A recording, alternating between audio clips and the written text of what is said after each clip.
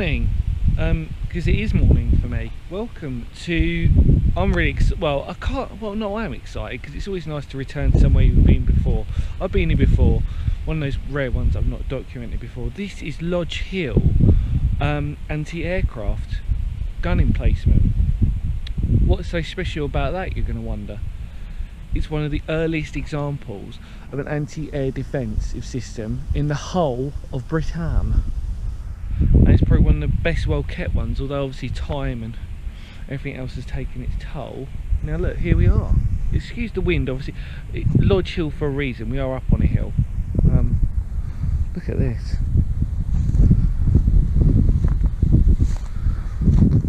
It's going to be cool for me because I've not been in here for about, I'm trying to figure it out yesterday actually, about 3 or 4 years.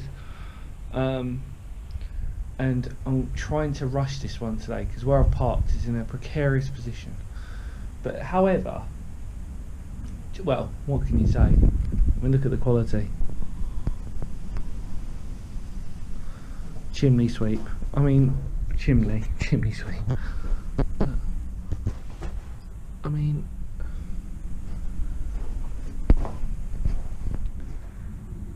does this get any better? Some of this is obviously being converted into World War II. It had two main guns, and yeah, let's just. Oh, it's so exciting, isn't it? And it really is. It's scheduled as an ancient monument, and yeah, wind's gone.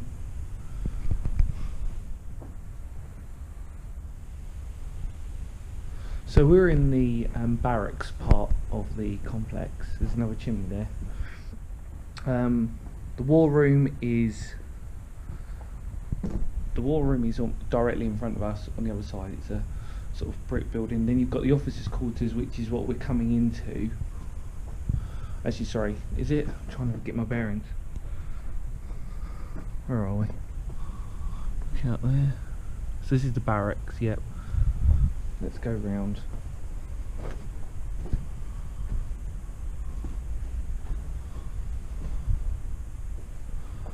I mean, it is. I remember coming here, tell you my own personal story about this place and why it holds a lot of fond memories for me. When I came here before, it's almost not changed really, apart from the overgrowth, it's a little bit more overgrown. I'll tell you my story. So I came here before and I stupidly thought it was World War II, which you would do because technically it is. It was converted back into World War II. I didn't actually realise, to my stupidity, how early it was.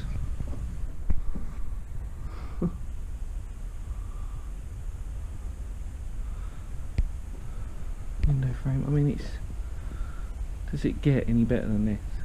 I mean, does it really?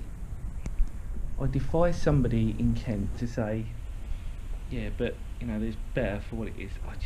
No, not for me.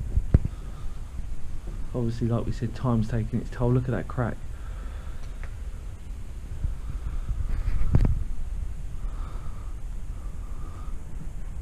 You can see that the ground has been totally mashed up.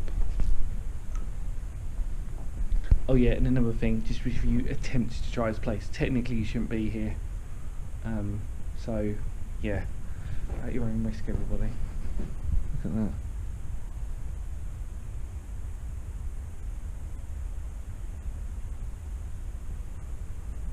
Look at that.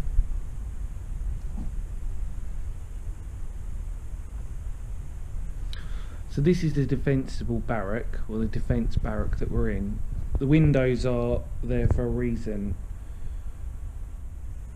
You've got the latrine that it looks onto, which is disgusting. I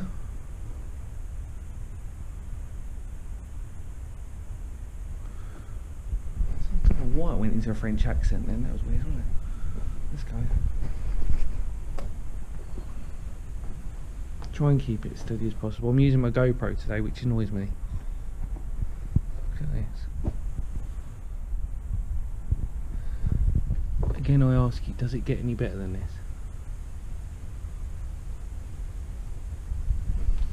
And also I made, actually let me just get in the window. Whoa. I did make a stupid mistake today, and I kind of realised actually when I came out, but look,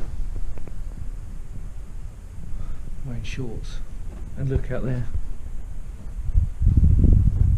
Yeah, that's right, stinging nettles. So yeah. Anyway, onwards and upwards. Let's go round. It's gonna get, might get a bit windy now, and the camera might get a bit shaky, so bear with me. Okay.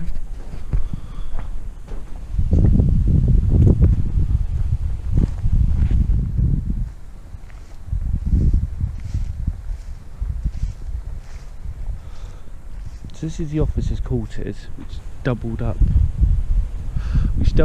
as a storeroom as well for ammunition. Apologise for the wind.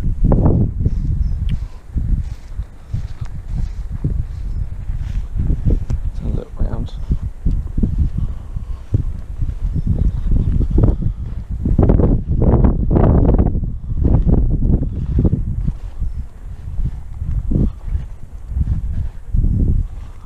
Look at that. Hopefully you can hear me a little bit better now. It will be one of them videos where I'll probably just cut out the wind every time. But this is the office. So this is the officers' block with wasps and bees included. So this is what I'm going to tread in.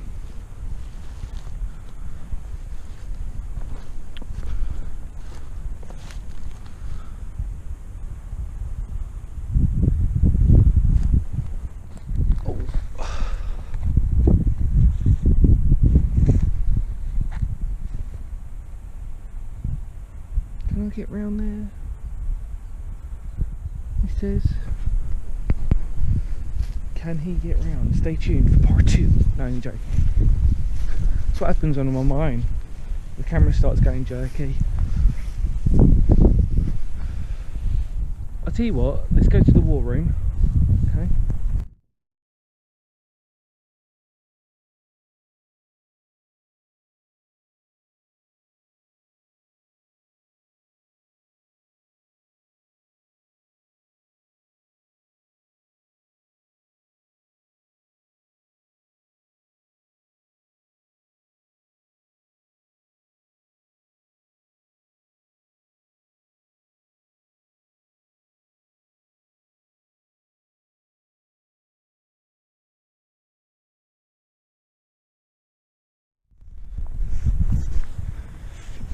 So these slits here were almost as a glorified pillbox, so they were used for rifles or submachine guns. I'm going to try and get in.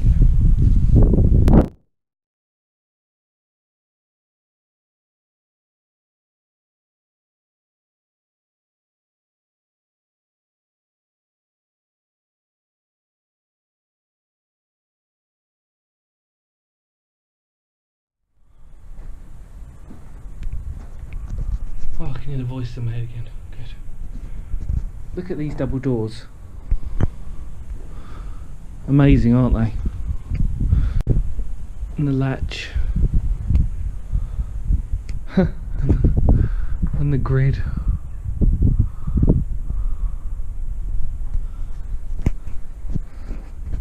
See, this was the war room. It's an interesting, like I said, it's almost a precursor to a anti-tank pillbox, really, you could argue. I mean, it's very thick, it's heavily reinforced. Well, actually, if you want to see the thickness of it, this is obviously somebody's kindly taken a bit of the wall out.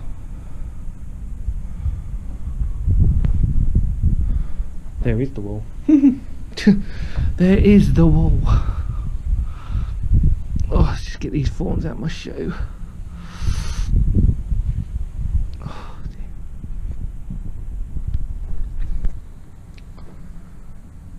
Oh, somebody's been busy.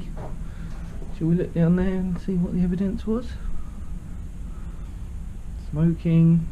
Yeah. Oh.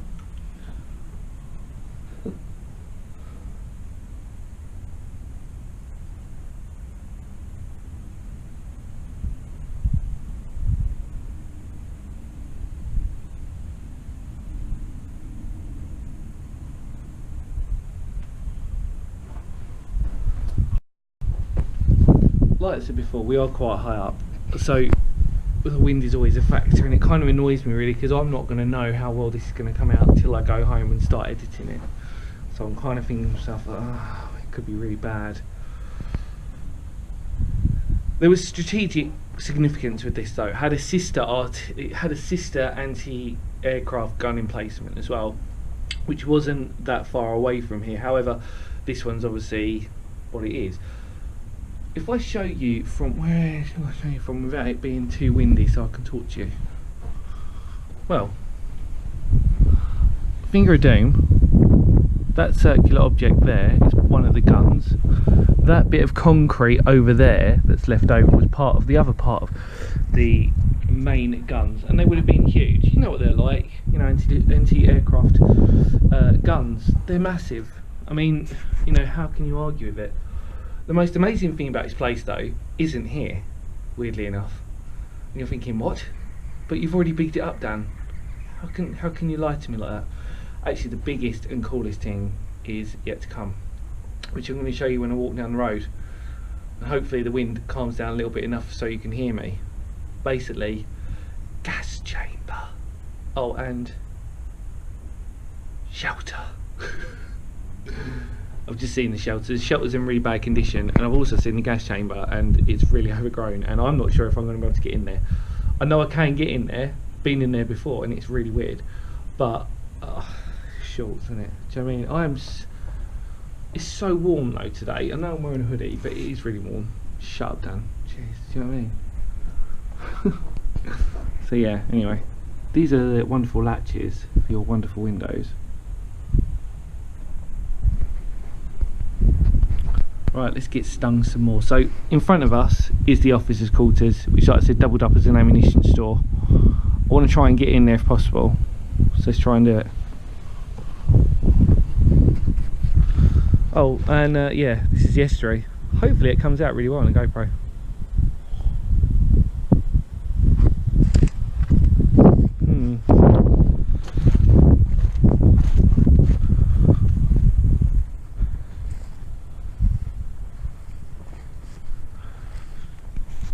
You know when you say to yourself, look, I'm already stung as it is, isn't it? Do you know what I mean?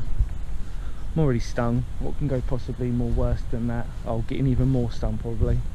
Having legs swollen up. I'm going to try and see if I can go round. I'm hoping I'm not going to edit any of this out, apart from the wind. But at least you get a good look at one of the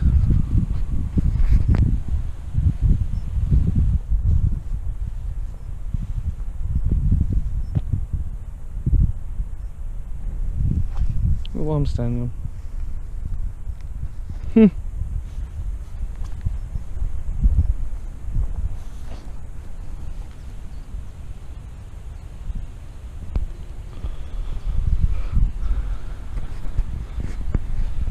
It's weird because it's smaller than you think it is, really. But however, we are enclosed, so we're in an enclosed area. But it's not massive. But it's the fact of how high we are up, which makes it a perfect spot for an anti-aircraft gun emplacement. You've got a massive view over.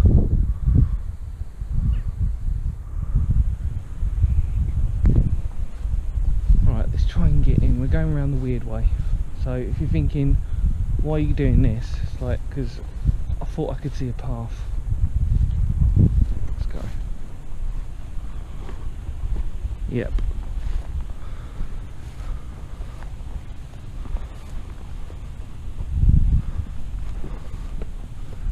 Tell you what, it's way more overgrown than I remember it being, but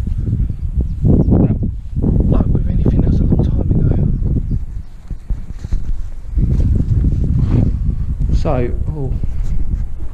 So this is the locked off bit, which I was hoping for us to get into first. Now, this is the ammunition store. The officers' barracks is in front of us, but it's all linked up, it's all one block. So this is where all the ammunition would have been stored. And over there, if you can see it, Finger of Doom, it's hard to do this on a GoPro. There's a little bit of concrete mound in there. That's would have the remnants of part of the gun emplacement as well. So it's all around us. I'm not going. Oh, I'm not going that way. Come on.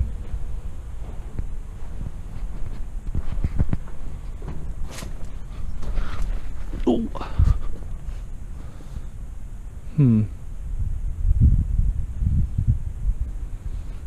No.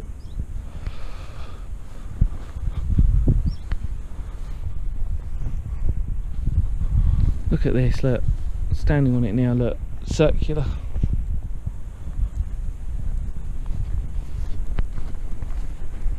Inside there would have been your gun. They changed designs on the guns, obviously,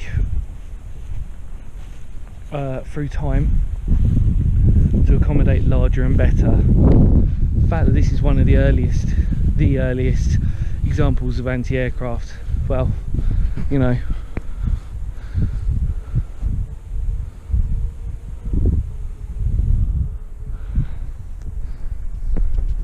And yet I didn't realise it. I suppose I'm probably like, that's kind of one of them things, isn't it, when you end up like I suppose when you guys watch it, that you probably watching, you sort of say to yourself, oh man, like I didn't realise that was what it was.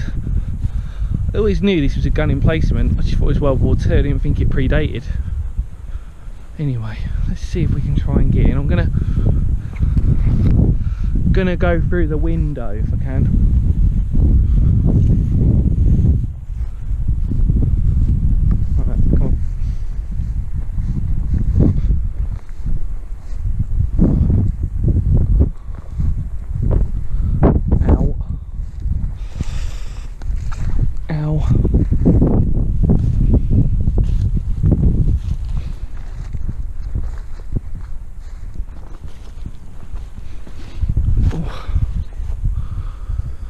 All lowered, right.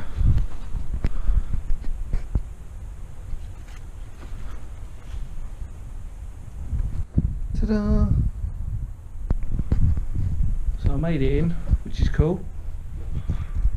The gate was strategically placed there for me just to climb in. It's the war room.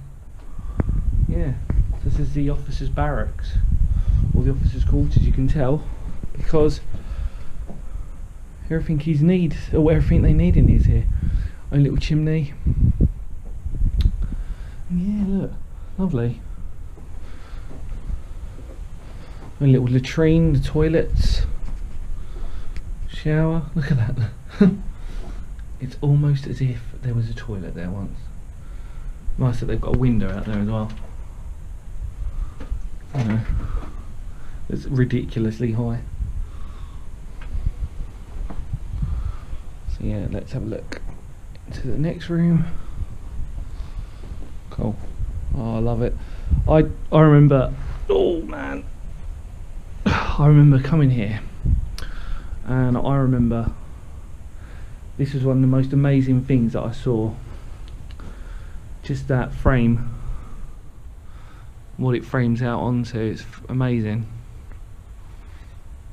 Truly is a beautiful thing.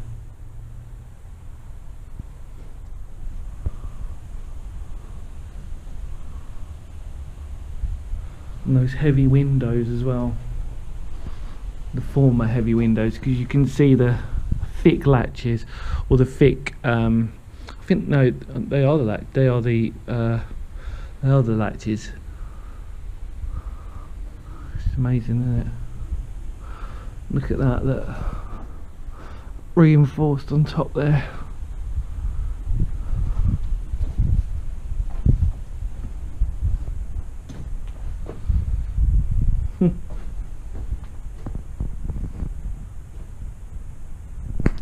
Right, I've got to get out of here.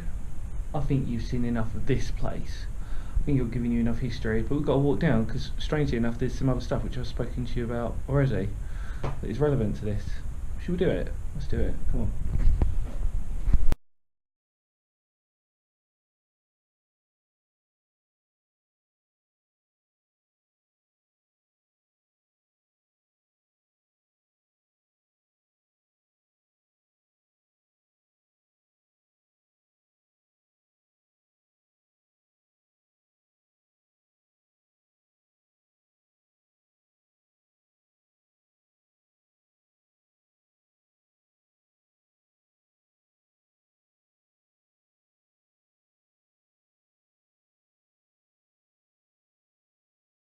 Okay, so I'm at the entrance to the air raid shelter, which, as you can see, was flooded. Look. Oh, bloody camera. You can see that.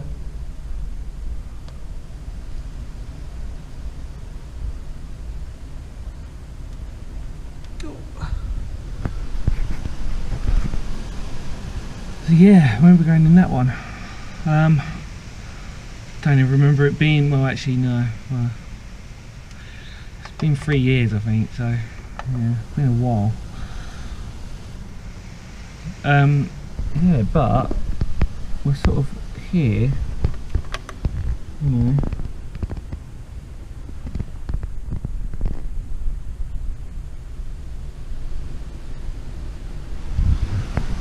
Like I say, it's really windy today, so we're having to be especially careful.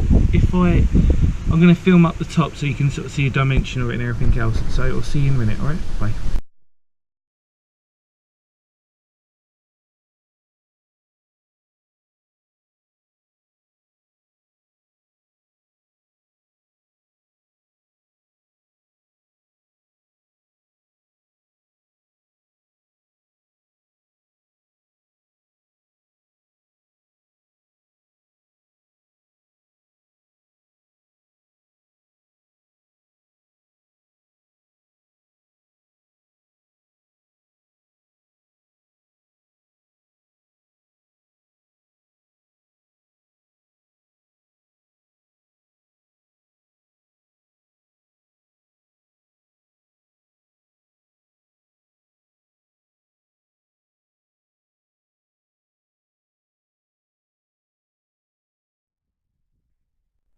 Right, okay.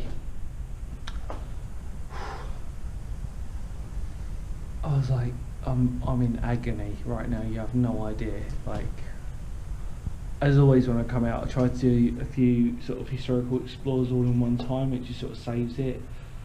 But nevertheless, I'm moaning because I've been stung to buggery. But I'm not going to moan because I'm here. And yeah, it's history at its best, let's put it like that. This is a gas decontamination chamber, World War II. True story. They're rare. They're rare as anything. Why are they rare? In World War One, the threat of kind of gas, you know, mustard gas, etc., on the trenches was diabolical. You know, any form of chemical warfare is appalling. But in World War II, the government decided that just in case it came over here, or there was a threat of, you know, any form of, you know, dangerous chemicals or anything like that, they build specific buildings for decontamination. Now, as we know, that the anti-aircraft gun is up there, or the anti-aircraft battery is just literally about a minute up there. You've got the air raid shelter, which is outside, obviously, which is flooded now, as you saw, but it's all within a close proximity of one another. Now, this is it. This is the main building. If you're telling me to go into that one, you can forget it for today. I mean, it is, as you can see, it's overgrown. It does butt out to the side like that. However, this is it. Obviously, it's been used for, looks like farming, fencing. And this is it. It's a hollow building. I know what you're sort of thinking, well, is this it? But this at the time would have been, if this was ever used, in threat of this being used, I mean, it would have been, you know, disastrous if this place had actually had to be used properly. You would have had to have obviously decontaminated. It would have probably been run by the Red Cross as well, so you would have had medical people here. We're going to tread on the rat in a minute. It would have been medical, and you probably would have had like some medical people here. I mean, this is what I call the best part about this. Is this? That's the vent for all the nasty chemicals, should they have been here. And you would have been, you know, like any, it's the same in the Cold War really, you know, you would have been pretty stripped down, taken your clothes off, scrubbed up, if you, depending on whatever your state was, had medical care straight away, straight in case of, just depending really. I mean, this was, but the fact of the matter is with this place is that it was here for a reason. The reason being, should the worst case scenario, bar the hydrogen bomb, be used, one of these places would have been essential. It would have been essential for the soldiers more than anything else, rather than civilians. They've got to go out and fight. Civilians would have been the people who probably would have had to have looked after them, depending. You know, we don't know because it never happened. But the fact is that a place like this has been built, and it's just testament to what it is. And yet, for most people, you would have thought, yeah, it's World War II, it's a brick building, you know, what more is there?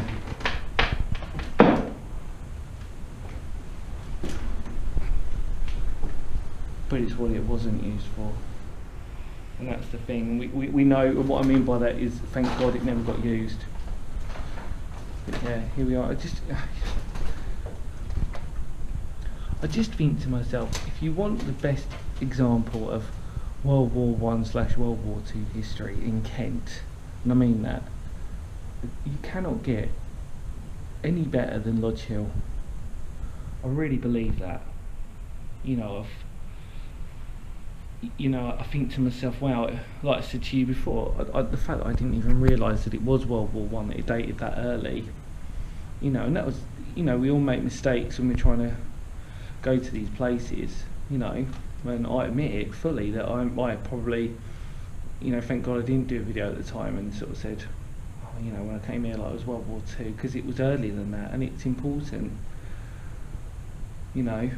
but yeah, there you go. So this was the gas decontamination chamber, all part of Lodge Hill Barracks. Can I just say thank you as always for watching. I'm really hoping the quality of this video comes out. Let's just have a look down the corridor one more time. There you go, and it does butt off to the side.